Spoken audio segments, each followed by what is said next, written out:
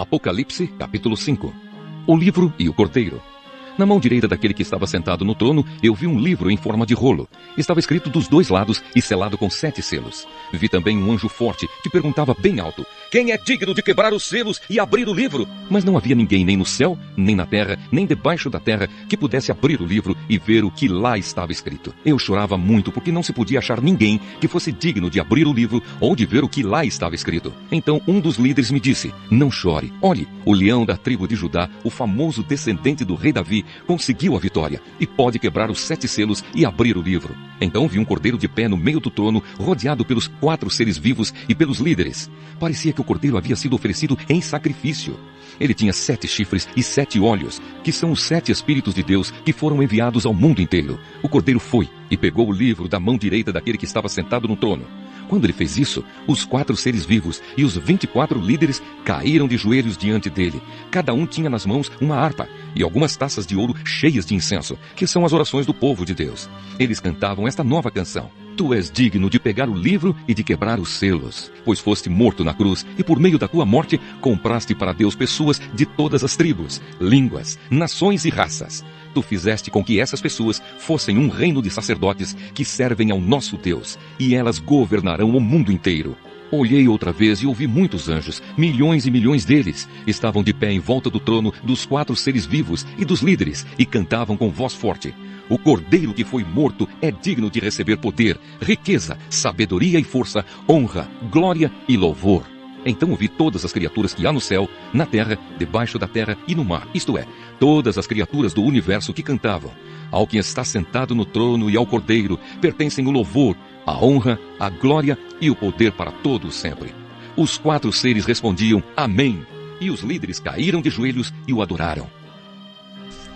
Ezequiel capítulo 39. A derrota de Gog. O Senhor Deus disse: Homem mortal, profetize contra Gog, o principal governador das nações de Meseque e Tubal, e diga-lhe que estou contra ele. Eu o farei virar para outra direção e o guiarei do norte distante até que chegue às montanhas de Israel. Aí arrancarei o arco da mão esquerda dele e as flechas da mão direita. Gog e o seu exército e as nações que estão do lado dele cairão mortos nas montanhas de Israel. E eu deixarei que os seus corpos sejam comidos por todas as aves e animais ferozes. Eles cairão mortos em campo aberto. Sou eu, o Senhor Deus, quem está falando. Começarei um incêndio na terra de Magog e no litoral, onde o povo vive seguro, e todos ficarão sabendo que eu sou o Senhor. Farei com que o meu povo de Israel conheça o meu santo nome e nunca mais deixarei que o meu nome seja profanado.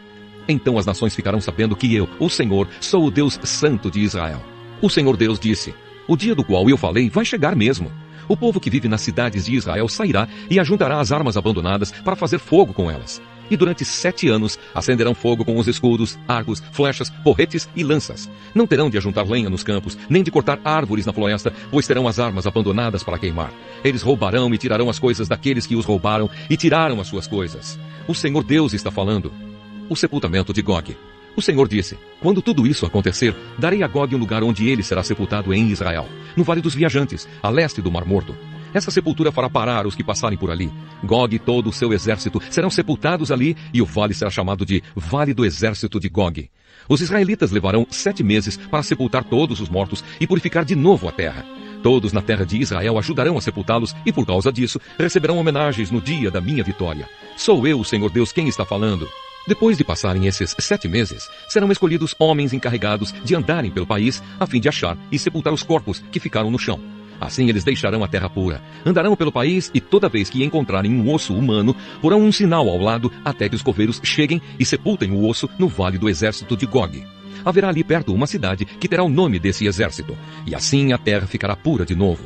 O Senhor Deus me disse o seguinte: Homem mortal, chame todas as aves e animais para que venham de toda parte e comam o sacrifício que estou preparando para eles. Será uma grande festa nas montanhas de Israel, onde as aves e os animais poderão comer carne e beber sangue. Eles comerão a carne dos soldados e beberão o sangue dos governadores da terra. Todos esses governadores serão mortos como se fossem carneiros, carneirinhos, bodes ou bois gordos. Quando eu matar essa gente, como se fossem sacrifícios, as aves e os animais comerão gordura até não quererem mais, e beberão sangue até ficarem bêbados. Sentados à minha mesa, eles comerão à vontade a carne dos cavalos e dos seus cavaleiros, dos soldados e dos guerreiros. Eu, o Senhor Deus, estou falando. Um novo começo para Israel. O Senhor disse: eu vou deixar que as nações vejam a minha glória e mostrarei como uso o meu poder para realizar os meus atos de justiça. Daquele dia em diante, os israelitas ficarão sabendo que eu sou o Senhor, seu Deus. E as nações ficarão sabendo que os israelitas foram levados presos para fora do seu país por causa dos pecados que cometeram contra mim. Eu me afastei deles e deixei que os seus inimigos os derrotassem e os matassem na guerra. Eu os trarei de acordo com o que as suas ações nojentas e as suas maldades mereciam e me afastei deles. O Senhor Deus disse: agora terei misericórdia dos descendentes de Jacó, que são o povo de Israel, e farei com que prosperem de novo. E protegerei o meu santo nome. Quando estiverem outra vez vivendo em segurança na sua própria terra, sem ninguém para ameaçá-los, aí serão capazes de esquecer a desgraça em que caíram por terem me traído. Para mostrar a muitas nações que eu sou santo, eu os trarei de volta de todos os países onde os seus inimigos vivem. Então o meu povo ficará sabendo que eu sou o Senhor, seu Deus, pois os levei presos para fora do seu país e agora os ajuntei e trouxe de volta, sem deixar nenhum deles longe da sua própria terra. Derramarei o meu espírito sobre o povo de Israel e nunca mais me afastarei deles. Eu, o Senhor Deus, falei. Ezequiel, capítulo 40. A visão do futuro templo.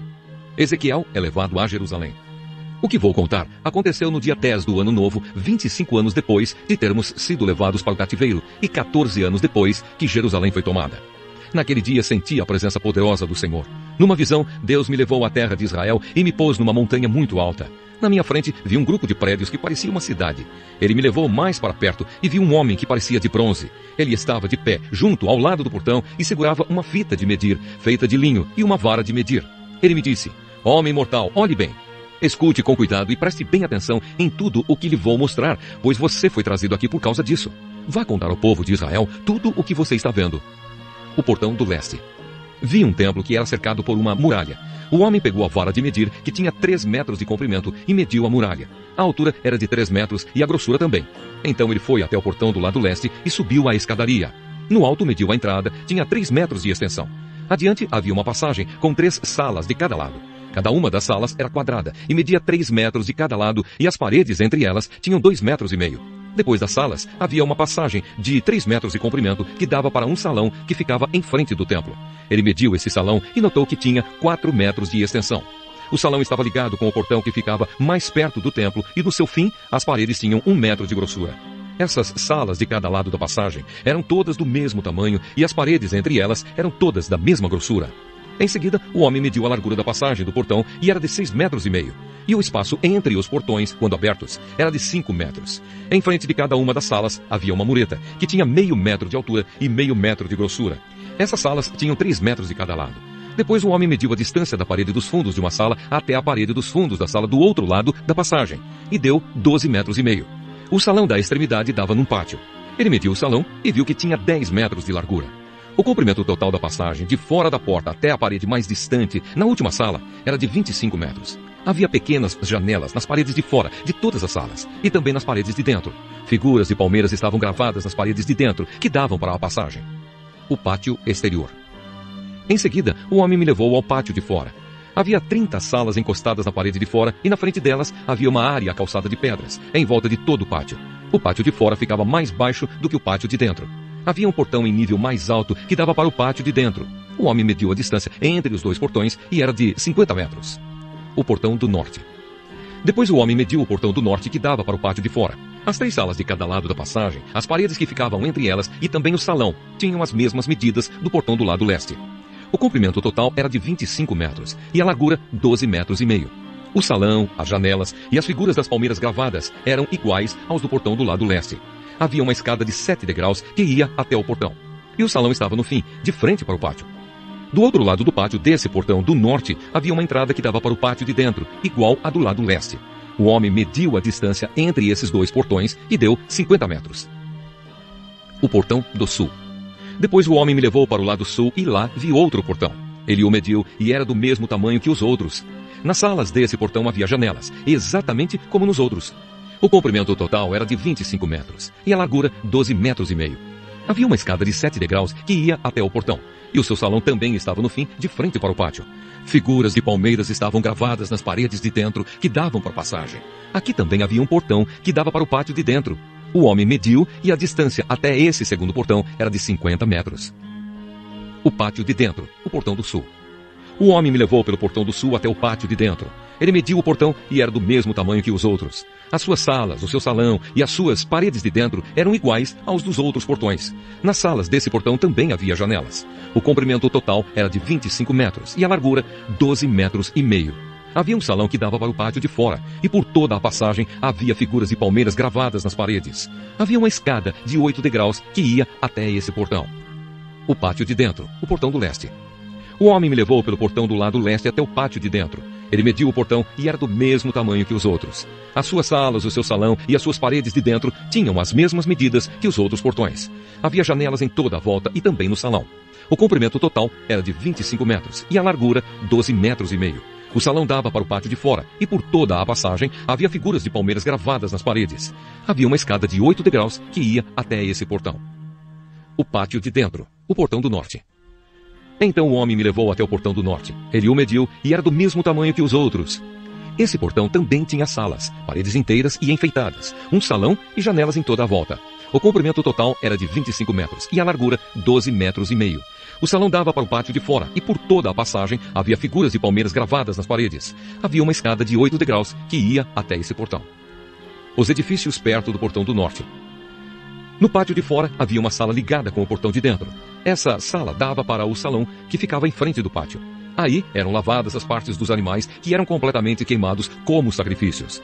Havia 4 mesas, 2 de cada lado do salão. Nessas mesas matavam os animais que eram oferecidos em sacrifício, não só os que eram completamente queimados, mas também os que eram oferecidos para tirar pecados ou culpas. Do lado de fora do salão também havia 4 mesas, 2 de cada lado da entrada da porta do norte. Assim, havia 4 mesas dentro do salão e 4 fora. Ao todo, 8 mesas, sobre as quais eram mortos os animais oferecidos em sacrifício. As 4 mesas em cima das quais se preparavam os animais que iam ser completamente queimados eram de pedra cortada. Tinham meio metro de altura e 75 centímetros, tanto de comprimento como de largura. Sobre essas mesas eram colocados todos os instrumentos usados para matar os animais que iam ser oferecidos em sacrifício.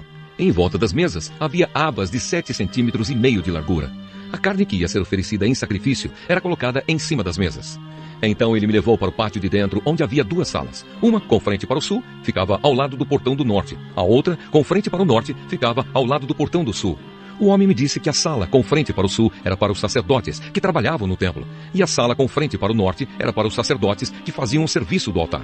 Todos os sacerdotes eram descendentes de Zadok, que era da tribo de Levi. Só eles tinham o direito de entrar na presença do Senhor para servi-lo. O pátio de dentro e o templo. O homem mediu o pátio de dentro. Era quadrado, tinha 50 metros de lado. Na frente do templo havia um altar. O homem me levou até o salão de entrada do templo. Ele mediu a passagem na entrada e tinha 2,5 metros de comprimento por 7 de largura. E nos 2 lados havia muros de 1,5 metro de grossura. O salão de entrada tinha 10 metros de comprimento por 6 de largura e havia degraus para subir até lá. Havia 2 colunas, uma de cada lado da entrada.